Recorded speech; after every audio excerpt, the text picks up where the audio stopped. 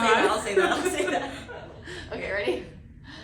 3, 2, 1. Hey guys, welcome back to Beyond the Struggle, a podcast about navigating faith and adversity. where you can tell your story. My name is Allison. And I'm Carol. And welcome to episode 19. 19. Yes. Happy Wednesday, guys. Well, when you guys listen to this, happy Monday. But it's funny, me and Carol are wearing the same shirt and pants. This was extremely unintentional. And we walked into the dining hall wearing the same fit, and we did not even plan this. But it's okay. Yeah, It's almost here like we are. had the same gear. We're on the same team. Yeah, Twin Wednesday. But guys, we are not going to just keep blabbing on, because we are going to ignore the elephant in the room, which is our very important special guest here, named Grace Stark. Most of you guys probably already know her. Most of you guys have been telling us that we need to get her on the podcast, and we've been wanting to get her on, so we are so excited. And Grace is a former teammate of ours. She is an Olympian, a track and field sprinter and hurdler. She is we would say a Gator great. She is a professional runner for Adidas now. She is a 2-time NCAA champion and 3-time SEC champion. She was a former NCAA record holder. She trains with us in Gainesville now, and she's just a huge inspiration to us in the sport and to so many young girls and upcoming runners in the sport. And she's a huge inspiration in her faith. So, Grace, would you like to introduce yourself a little bit more? Yes, I'm Grace, former Gator, now Adidas Pro athlete. I'm about to start my season soon, and I'm super excited to be here.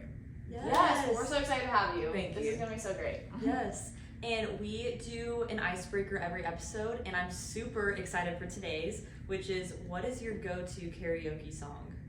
Oh goodness, I'm not really sure. I don't remember the last time I sang at karaoke, but I feel like when I was younger and my family would have like Super Bowl parties, we would have it, and I would do like some like old like a Katy Perry or like a Rihanna song, just because those were Classic. playing like in the 2010s, so that's like the songs we would for sure know. Yeah. Well, those are good oldies. I love the oldies. That's good. What about you? Ooh, okay, so actually over Christmas, me and my family did a huge karaoke night. It was so fun. I sang a lot of songs. I'm trying to remember like which ones. Sweet Caroline for sure. And then, gosh, there's so many good ones. There's one that is like a newer one, and I can't remember the name. It's like the country song with like it's the duet between the guy and the girl, and I'm sorry that I'm gonna be singing this because my vocals are bad, but it's like, excuse me, You look like Yes. you love that's such a good one, like a Yeah. good duet. Yeah. And then I'm with you, the oldies. Yeah. Like Katy Perry, things like that. Those songs are so much fun to sing.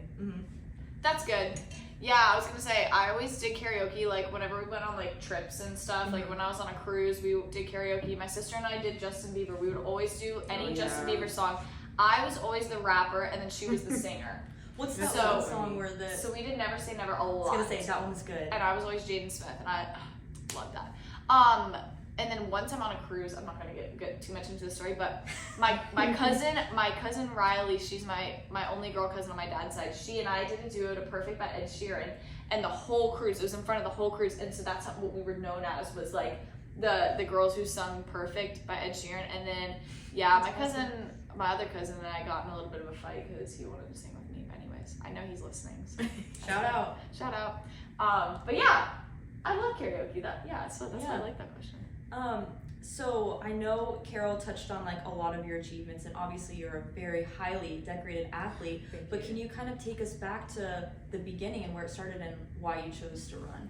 Yeah, so I didn't choose to run. My mom kind of chose for me, which sounds a little crazy, but I was a gymnast for a couple of years, and I love gymnastics. I did not want to stop doing it. It was so much fun. I made a lot of friends, and my mom noticed that I was like fast going towards the vault table and had a lot of power on the floor. She was like, I think you should take your talents elsewhere. And I'm like 13 at the time. I'm like, well, I just don't want to.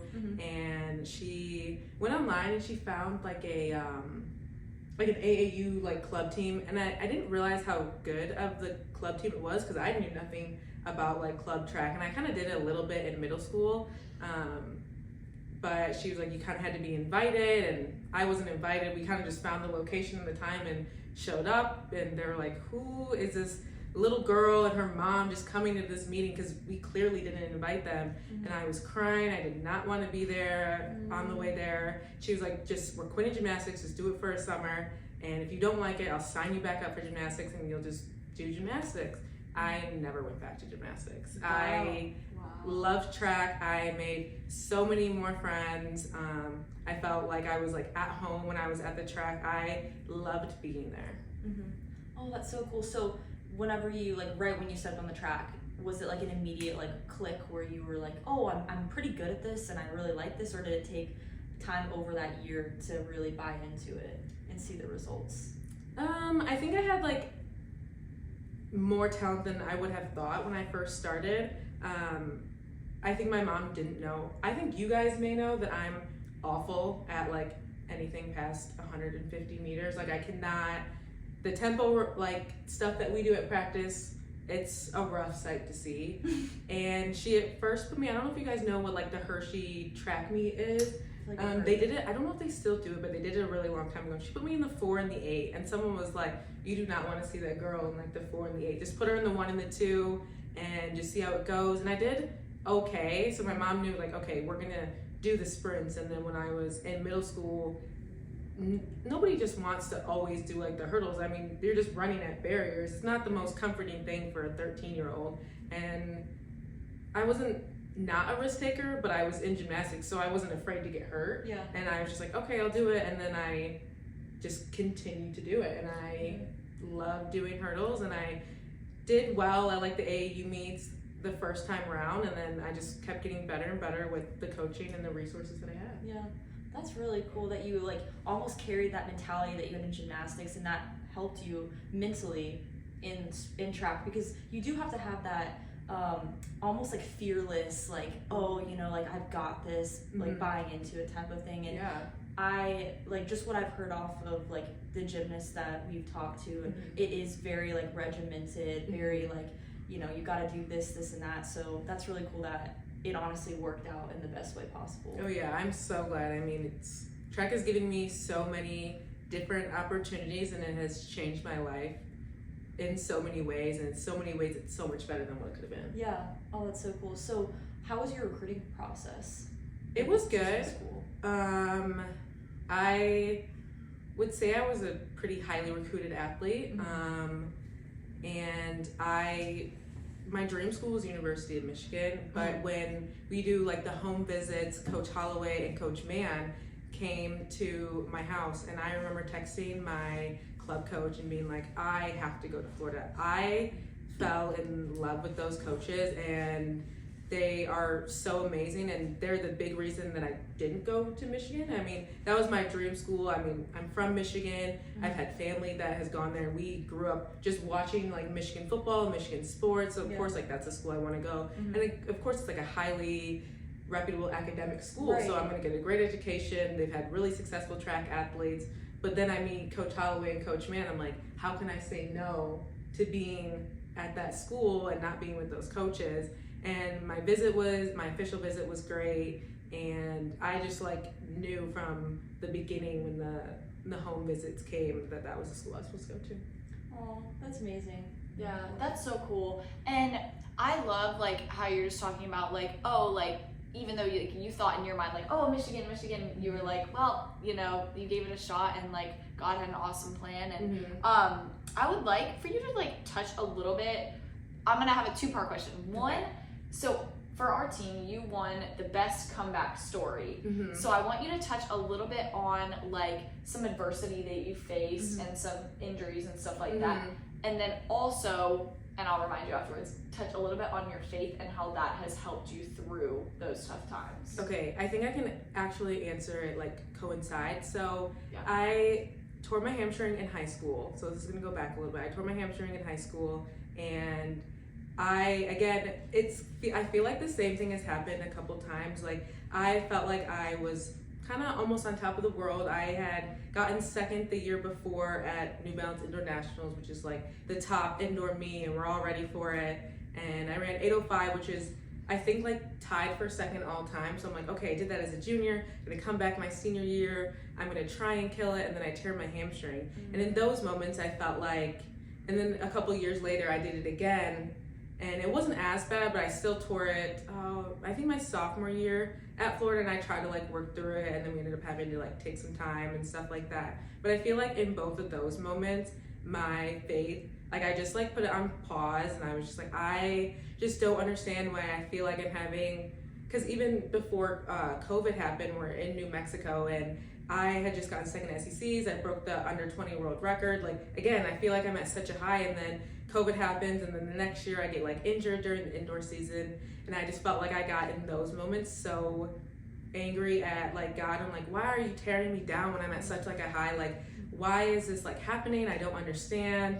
And my mom is like the ideal in my ideal faith person. She is so faithful. She has so strong in her faith, and I admire her so much for it. And she, I feel like would try, I don't know how much she knows, how much like I just like was so angry at God, but I think she tried to be like God tried to put her in certain places at certain times to be like, hey, I'm still here. This wasn't what it meant to be. And I feel like I got out of it, but I always had that period of being like angry at God and not wanting to go to church and not wanting to go to youth group and not just like really wanting to talk about it other than, yeah, I'm a Christian and stuff like that. And then this time around I just tied the collegiate record. I'm doing well outdoors, and I feel like, again, I'm at such a high. And then at the SEC championships in the final, I break my leg, and we don't even know what happens like at the track because I never got an x-ray. I think I broke it a Saturday, and I got the x-ray that Monday. So those couple days, I remember I fell on the track, and I'm just like, I just don't think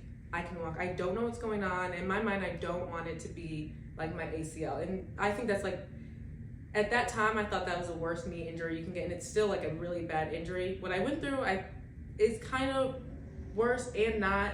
It's just very different. But I was just like, I just don't want it to be my ACL. They did ACL testing. They said it wasn't. Maybe it was like my patella was like out of place or something, but they were just like, okay, just get her back home, basically. And I'm in like a lot of pain, and I'm like, I want to be there for my team. I'm like, oh my gosh, I just let my team down because we're seemingly about to win an SEC title. And I'm like, okay, well, I was in 2 finals. I could have gotten some points in the hurdles, and I could have gotten some points in the 100. Now we're losing potentially 10, 15, whatever points. And it ended up coming down to those like Parker and the 4x4. And I just like felt so bad. And I'm like in like a wagon being like dragged around by like Coach Worsley, one of those like Gatorade wagons, trying to be like supportive and not crying. But again, I'm in so much pain trying to like take the pictures and be there for the team. And we get back, and I'm just like there's just like no emotion behind my face for like a couple days. And I go to Coach Holloway that like Monday after I get my x-ray, just like kind of just like talking to him about like, what are we gonna do? Like, we don't know what's going on. What's the plan? How are we gonna get through this? And I think like he didn't really like have an answer. And because we didn't have an answer on what it was, and then Yolanda's like, okay, Dr. Mosier's here, we're gonna look at your x-ray. And it was bad. I had a tibial plateau fracture, and when I looked at that x-ray and he told me it's a 6 to 8 month and you need surgery, I heard nothing else. No one could say anything. Like, I didn't want to hear anything about what the injury was or how bad. Like, I already knew how bad it was. I didn't want to hear any like small details like about the injury. I was like, I told Yolanda, go get Coach Holloway, because I just like didn't want to listen to the doctor. And obviously, like, I've grown so close to Coach Holloway, and my parents aren't there, and he's like the next best person. So I'm like, go get Coach Holloway, just bring him down here. Like, he needs to hear, like, I can't be the one to tell him. And then I'm like trying to call my parents, and they're working, and I'm like, my leg's broken. And I'm like, I can't talk. And then I hang up, and it's like, okay, well, I'm like, you just need to be down here. I have to get surgery on Monday. They're like, this is not what we expected. And so I get surgery that Monday when the team leaves for, is it Monday? Yeah, it's Monday when the team leaves for regionals. So Yolanda wasn't there. My mom thankfully was in town. Nobody on the team was like really in town. And they're all trying to be supportive because they all came in. A lot of them came and visited me that Sunday night before the surgery, because I had to wake up at like 5 a.m. to get the surgery. And I am in the hospital for like, a day and a half just because they made me stay overnight, and then they didn't like release me till like 4 or 5 p.m.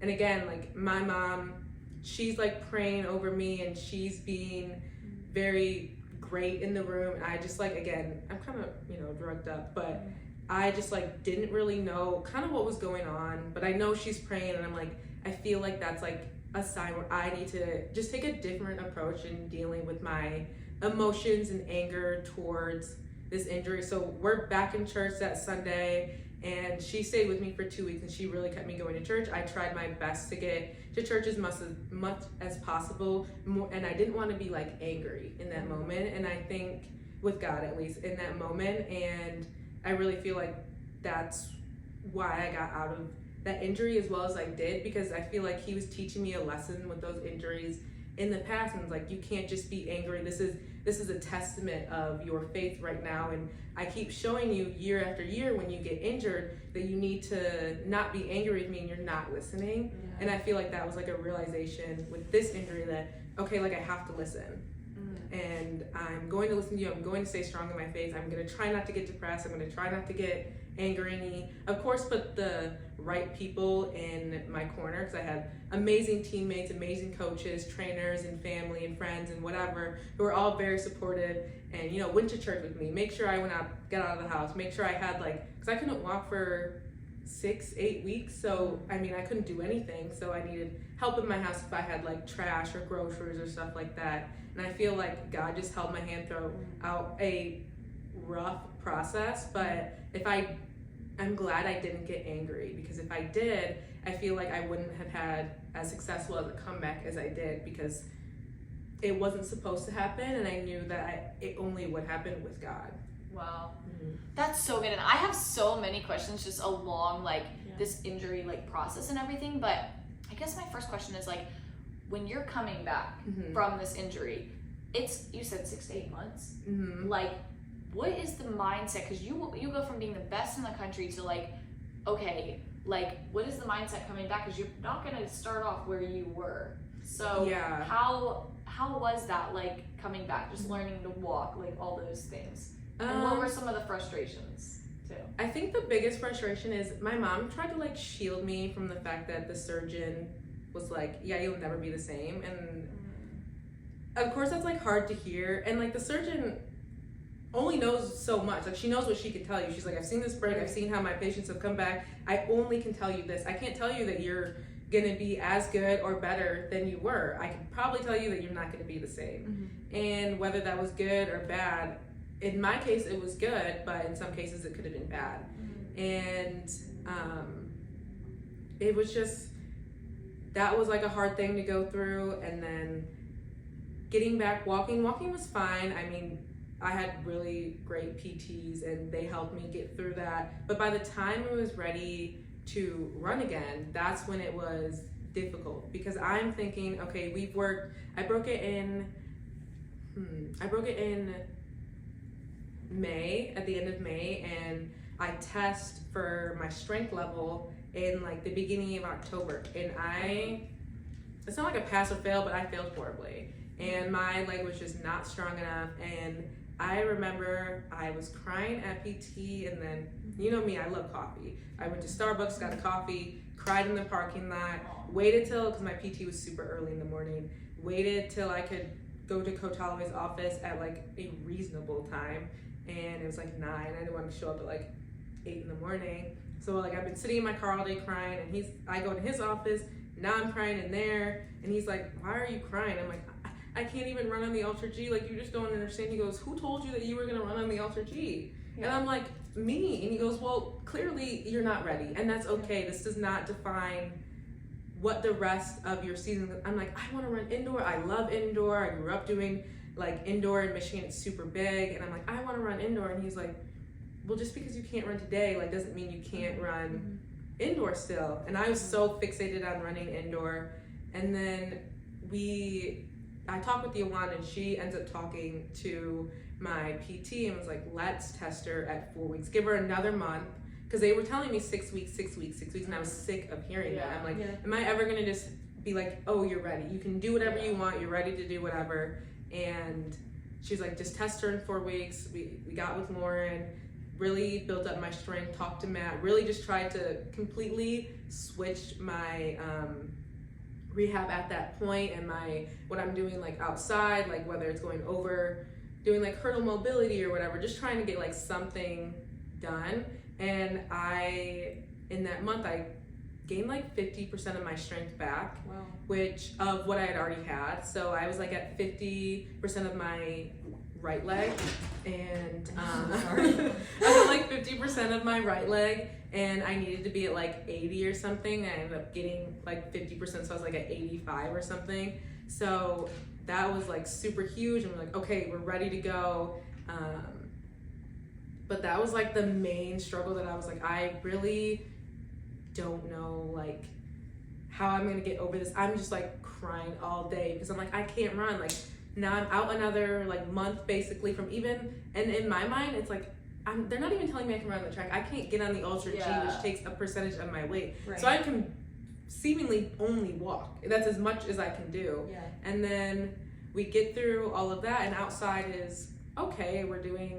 I'm limping a ton, and some of those videos look nuts. My limp was so crazy. Aww. But a lot of my teammates and the coaches and Matt, everyone would just yell at me and just tell me to stop limping. I'm like, it's just like not that simple. Mm-hmm.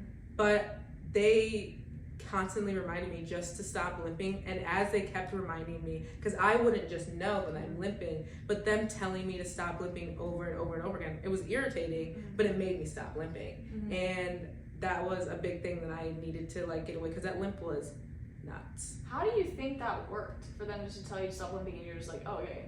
Coach Holloway said it's like in your mind, and then you don't have to limp. Limping, you just don't have to. And even like when I feel like you're just protecting your body. Yeah. And I didn't have to limp. My leg was fine. I can walk normal. I should be able to run normal. And of course it's not that simple, but as long as I keep trying not to limp, I don't even know. I think I may still walk funny now, but I don't limp when I run, and I don't care how funny I walk. Yeah. But yeah, they would tell me stop limping all the time, and everywhere I would go they'd be like, stop limping, stop limping. I'm like, it's just not that simple. And all of a sudden, a couple months later, like the limp seemingly is gone. Wow. And I'm at this point getting ready to compete. I was telling you earlier at the facility in Gainesville, I was getting ready to compete there, and we thought I was going to compete the hurdles.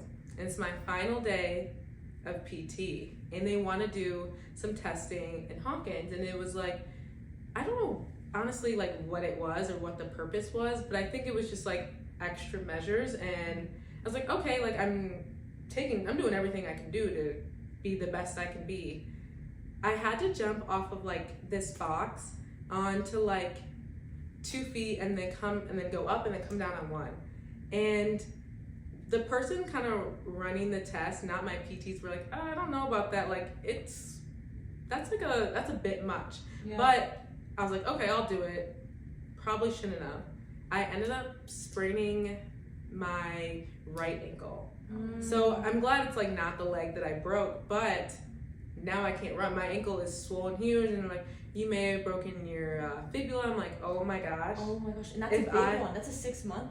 Yeah, it's bad. And I'm like, I honestly have no idea how bad it is, but I know like, I'm like, I can walk. They're like, oh, it's not weight bearing. Like, you'd still be able to walk. I'm like, if this is broken, I'm like, I feel like that's a bit of a stretch, but if it is, you'll never see me on the track again. I cannot go through like another 6 months of a different broken injury. Like, I just cannot do it. Thankfully, it wasn't broken. It was just a really bad sprain, but I couldn't compete. Oh, I was actually not supposed to go to that meet. I was supposed to go to like, what is it? Tyson is the second one. I was supposed to go to Tyson and run the hurdle. So we pulled me out of Tyson, and now I'm just like there for fun. And then I end up competing the 60. I'm like pushing, can I compete the 60? And then maybe I can compete at SECs. And they're like, just whatever, just compete basically. Like, it's what you want to do. You feel fine, whether that's true or not.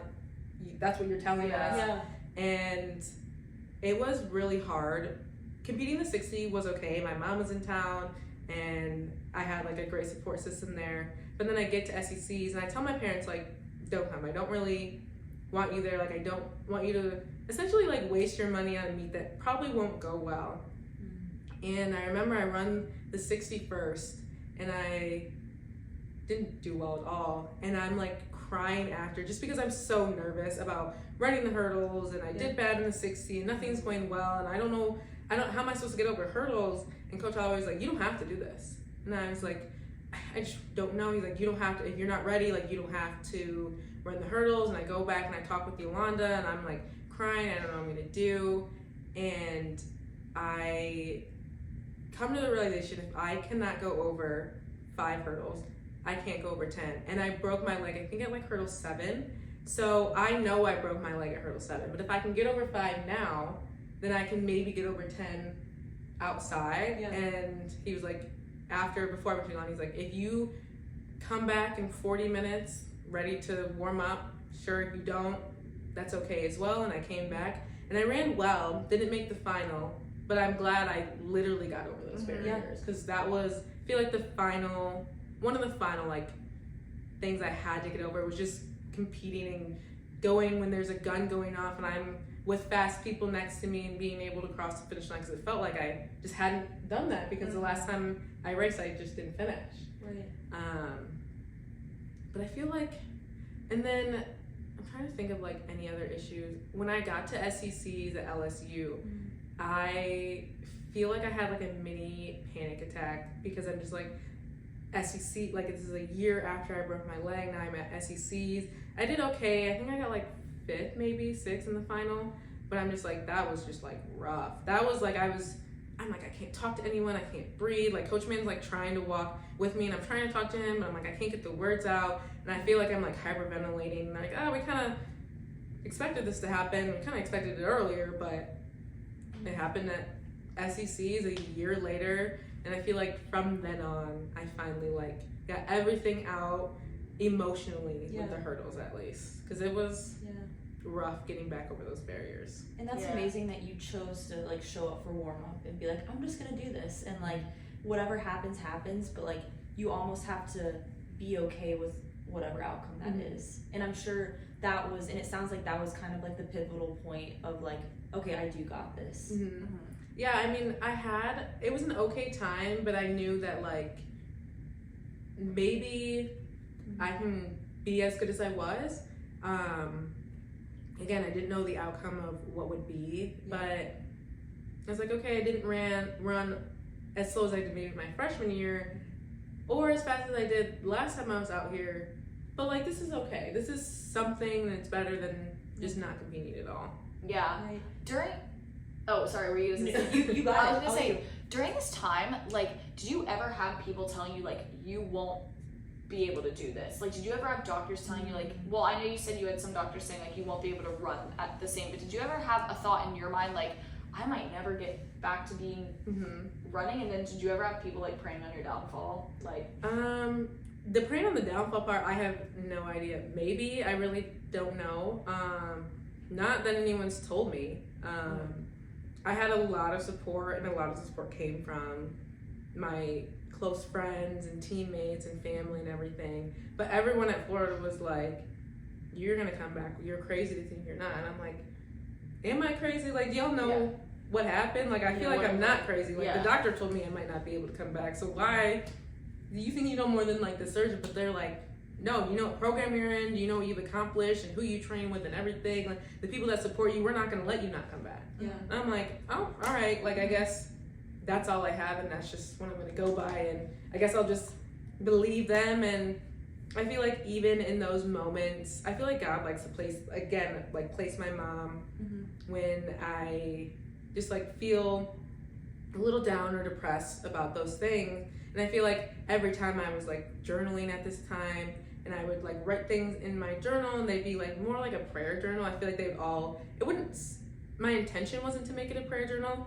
but I feel like I would always end up making it a prayer every time I wrote in there. And I feel like I would just say all these things, and then my mom would come the next day, call me like, hey, what's up, whatever, and she'll talk about, you know, the things that I wrote, and I'm like, maybe I'm not crazy, because even when I would feel good, I'm like, I would write, God, is this crazy that, you know, I think it's coming together, and my mom would be like, you know, I really think, you know, you're gonna get there. Like, I really think it's gonna, you know, work for you. And I'm like, I just asked you and now you're showing me maybe I'm not crazy for having these thoughts where even like making the Olympic team and stuff like that, maybe I'm not crazy to have these wild thoughts I feel like at the time.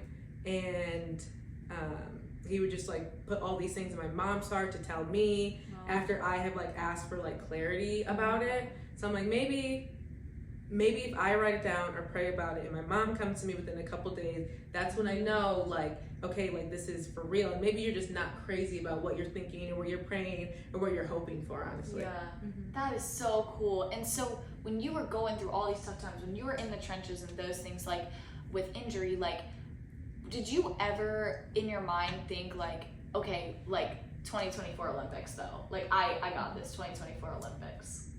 Before my injury, yes, I was like, that was a goal of mine. Yeah. And I think it's a goal of anyone who is in an Olympic sport. Last year, well, let's say like when I'm just coming at someone like 23, this is my first season back competing, I just like was out there, honestly. Like I just wanted to compete. Like I didn't really think too far into the future, and I didn't know what my future looked like. And I feel like there were a lot of times where I couldn't see like the light at the end of the tunnel. There were a lot of positive things, but I still couldn't see like the light at the end of the tunnel.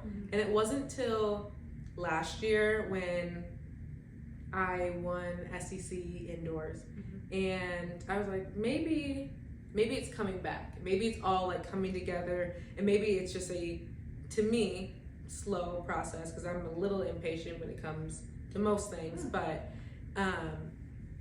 I was just like, maybe I can see like just a little bit of light at the end of the tunnel. And then I run very close to my PR at nationals. I'm like, okay, like it's really coming together. The speed is coming together, the technique is coming together, and then I just have a really undefeated, great outdoor season that I just didn't think I was gonna have, and it just felt like it was clicking meet after meet. So as I kept going, I knew what it was gonna take to make the Olympic team, and the times weren't coming there, but I knew it was there. And then right before we go into like the call room or whatever at the Olympic trials, Coach Holly was like, all right, I'll see you when you're an Olympian. I'm like,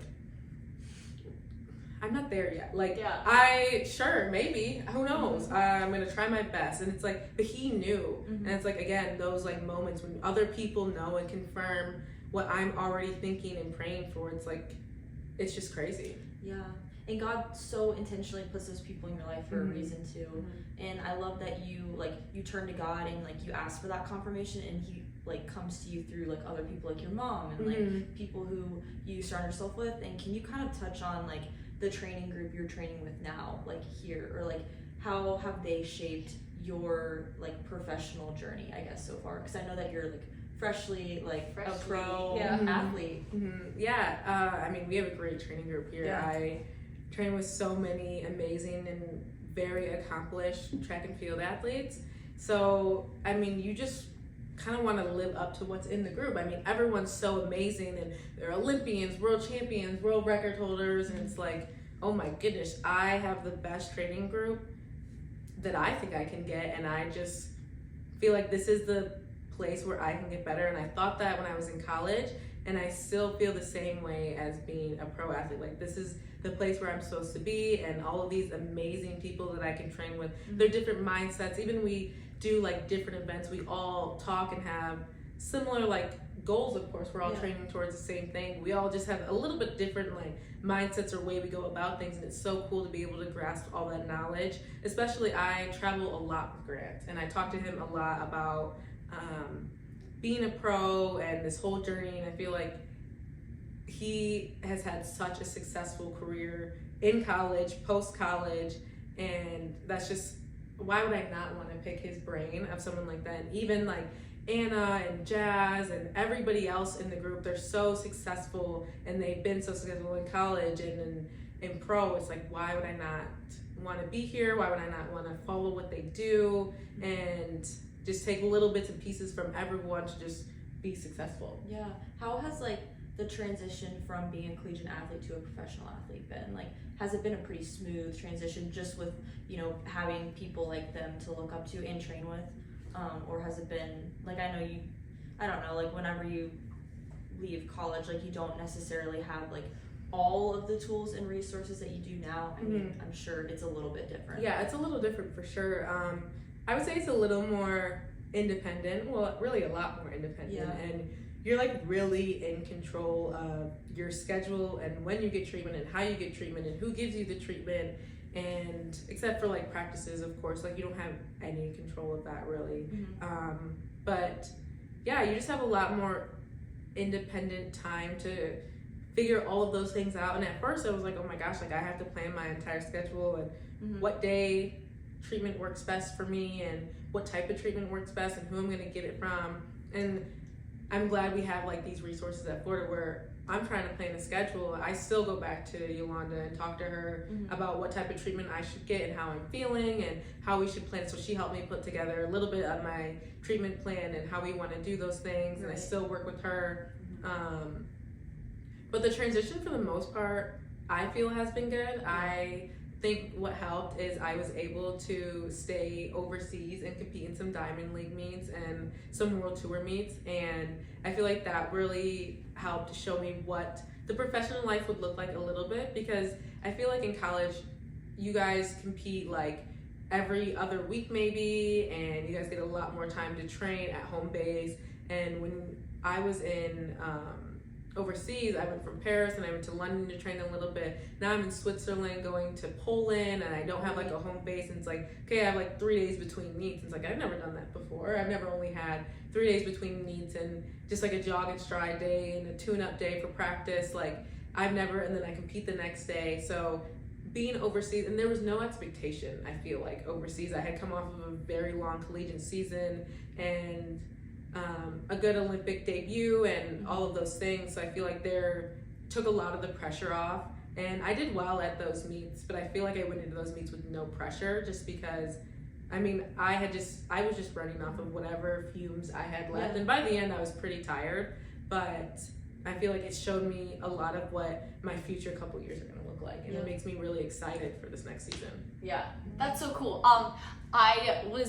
Before TikTok got banned for 12 hours, I was going through my TikTok and I was like, I found one from little baby freshman Caroline when this was after one of our track meets, and I was interviewing Grant and Joe and you in the training room. I just saw that video. Yeah. So really? you were I on the remember table. you taking that. What was it about? I just went in there and I was just like, oh, these people are really fast. I'm just gonna interview them about their races. You were on the table. I don't exactly know if you raced or if you were getting treatment or something, but I just remember being like, and here's Grace, you know, and of course I was interviewing Grant about his race because he broke some record, and then I was interviewing Joe, and I look back on this and I'm like, I was so naive. I didn't really know who Grant was at the time. I was so new to track. I didn't know who Joe was that much.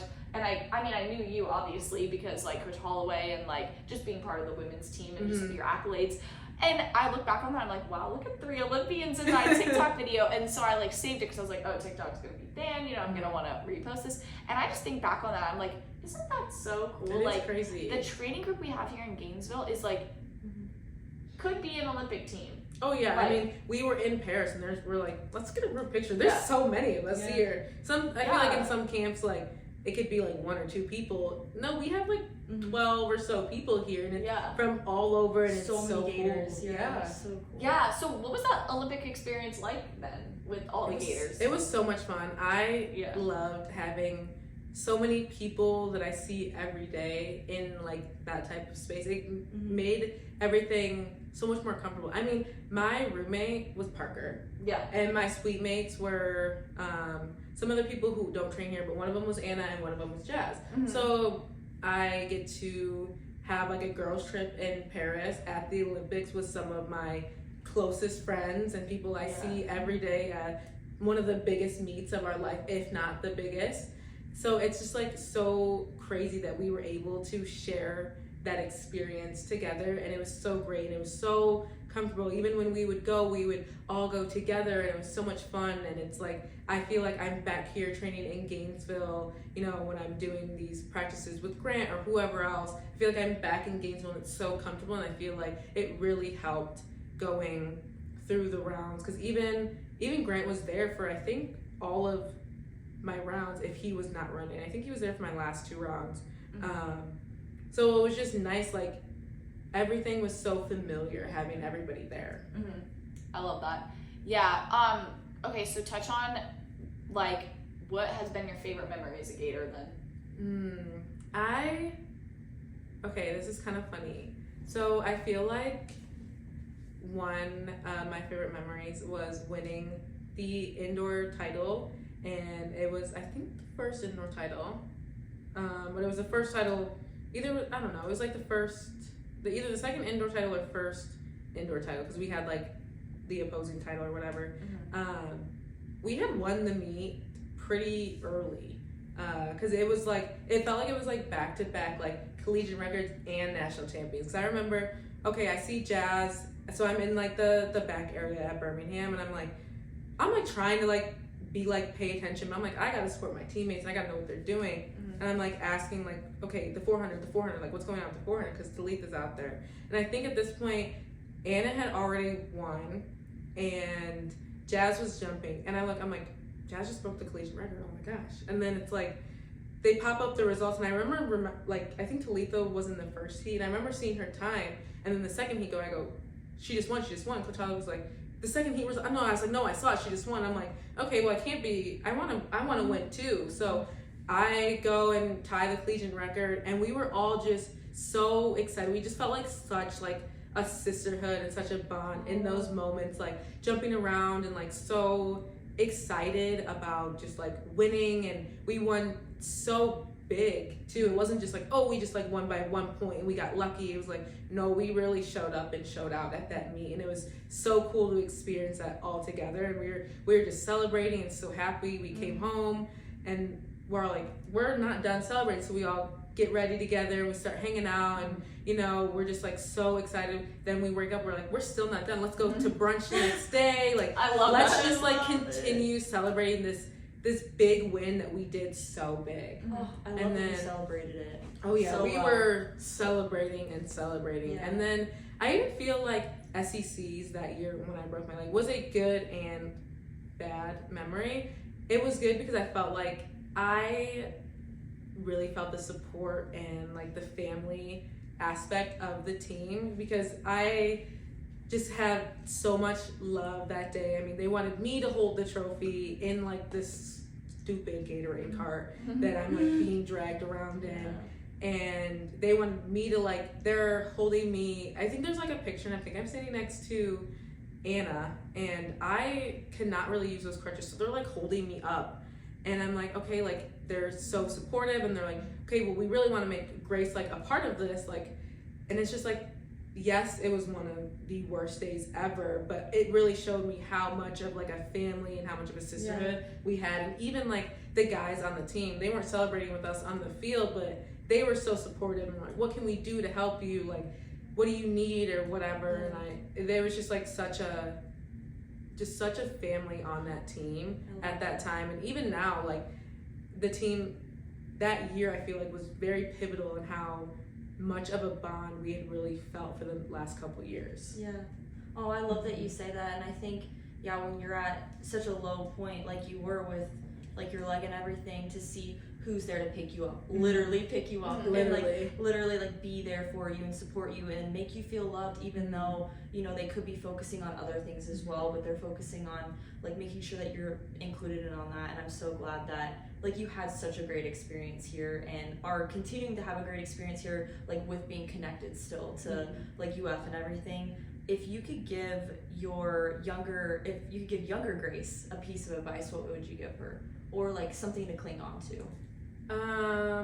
Listen to your mother, because she was right, and that your Olympic dream was not going to be in a gymnastics uniform. Keep having that faith that your mom has instilled in you, and if you literally just put your mind to it, there will be like roadblocks, but if you just continue to get over those barriers, you can do it. And I believe that to like anyone who has like a crazy injury, like it's just not the end of the road. And I think now with how like I guess the surgical technology has advanced and what they can do, the comeback is like limitless for like anyone. Like anyone can do it at this point. I love that you touched on the injury aspect, because I think so many people listening to this will be able to relate to that, because I think being in our sport, in honestly any sport, like you are susceptible to injury, and people sadly go through it, and you're so right, like we have so many resources and like so many tools, and I just love your whole story and the comeback journey, and you're literally the definition of like a comeback queen. Thank Like, you. yeah, so cool, and you know, like just incredible.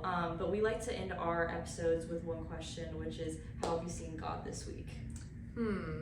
I feel like he speaks to me again through my mom, and just like kind of at night when I'm sitting there just like pondering about kind of what my life is and what it's going to be, and every time like I question anything that's going on in my life, I feel like he's just speaking into me. Like, so I have a meet this weekend in Boston, and I feel like he's just telling me it's going to be good, and it's going to just keep having faith and trust your training.